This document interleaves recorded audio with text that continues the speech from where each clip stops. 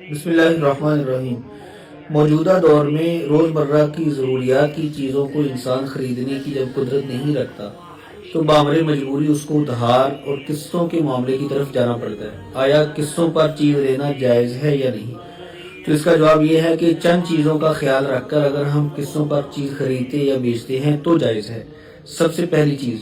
जब इंसान दुकानदार से कोई चीज़ खरीदता है तो नकद में कीमत उसकी और होती है, उधार में और होती है। मिसाल के तौर पर जो नकद में चीज़ हमें 5,000 रुपये में मिलती है,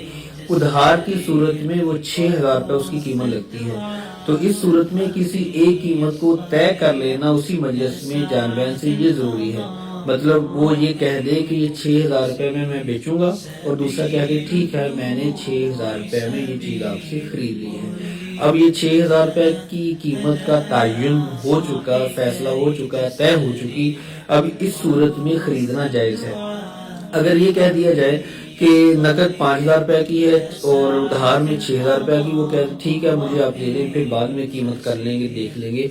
और कीमत तय किए बगैर वो चीज़ ले जाए, तो इस तरह ये खरीदना और बेचना दुरुस्त नहीं होगा। दूसरी सूरत ये है कि जब किस्तों पर हम चीज़ खरीदते या बेचते हैं तो उसकी किस्तें कुल तय कर ली जाए कि ये 6 किस्तों में अदायगी होगी, 4 में होगी, 12 में होगी, साल 2 साल, कितनी किस्तों में उसकी अदायगी होगी और हर किस्त की कीमत, हर किस्त की जो मिकदार है वो कितनी होगी। मतलब अगर 50,000 रुपए की एक चीज खरीदी है और 1 साल में उसके पैसे अदा करने हैं और बंदा जब खरीदता है तो कहता है ये 2,000 रुपये मुझसे अभी ले लें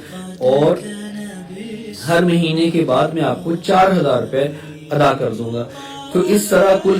किस्तें कितनी होगी ये तय करना और फिर हर किस्त कितने पैसों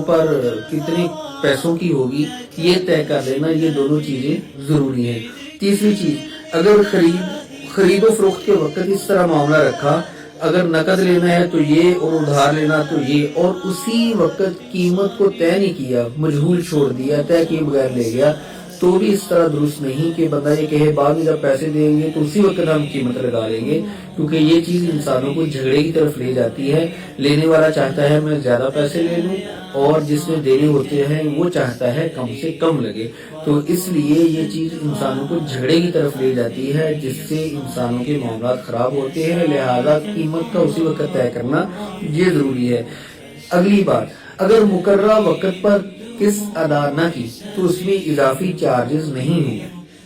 अगर इजाफी चार्जेस आप लगाएंगे तो ये सूद में शामिल होगा, और ये वाली चीज आजकल बहुत आम है रवाज में, और इसी वजह से किस्तों का कारोबार जिस पर शुबहात पैदा होते हैं जायज है या नहीं, यही चीज है जिसकी वजह से वो कारोबार हराम की तरफ चला जाता है। तय ये होता है कि आपने 4,000 रुपये देना महीने के बाद, वो बंदा वक्त पर नहीं दे पाता, बाबरी मजबूरी, किसी मजबूरी की वजह से पैसे लेट हो गए, घर में बीमारी आ गई, परेशानी आ गई। अब दुकानदार मुतालबा ये करता है कि आपने 4,000 रुपये जो देने थे अब उसके साथ मुझे 1,000 रुपये और दे, 5,000 रुपये अदा करे, और इसको बतौर जुर्माना के, जो देर होगी बतौर जुर्माना के ये इजाफी पैसों को वसूल करता है।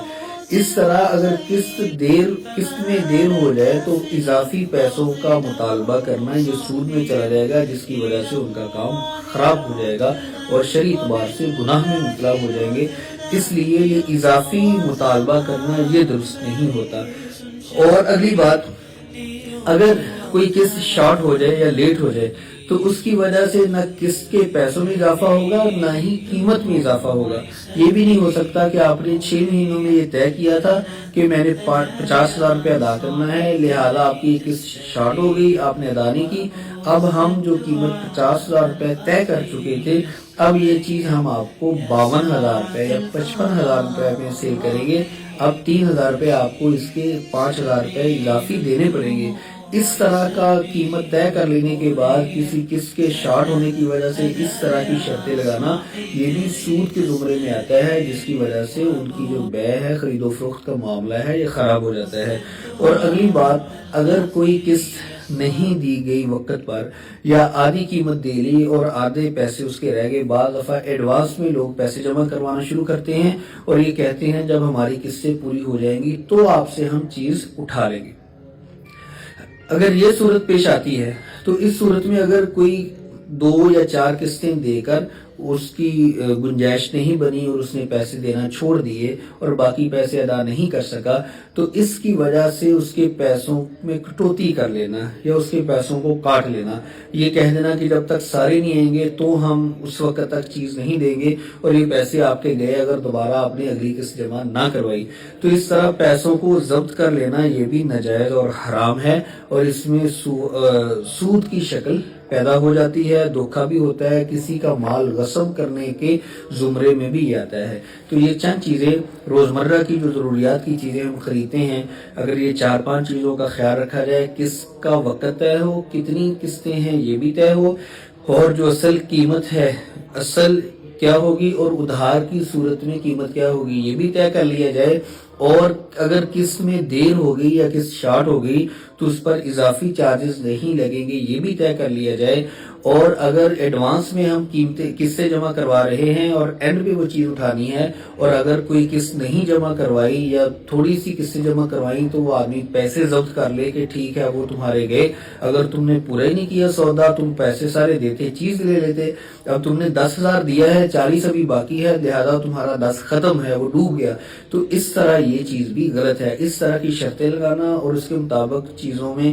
قسطوں کے معاملات میں لین دین کرنا اگر ہوگا تو پھر یہ کام حرام ہوگا، غلط ہوگا، اور اگر ان چیزوں کا خیال رکھ کر چیز کو خریدا اور بیچا جائے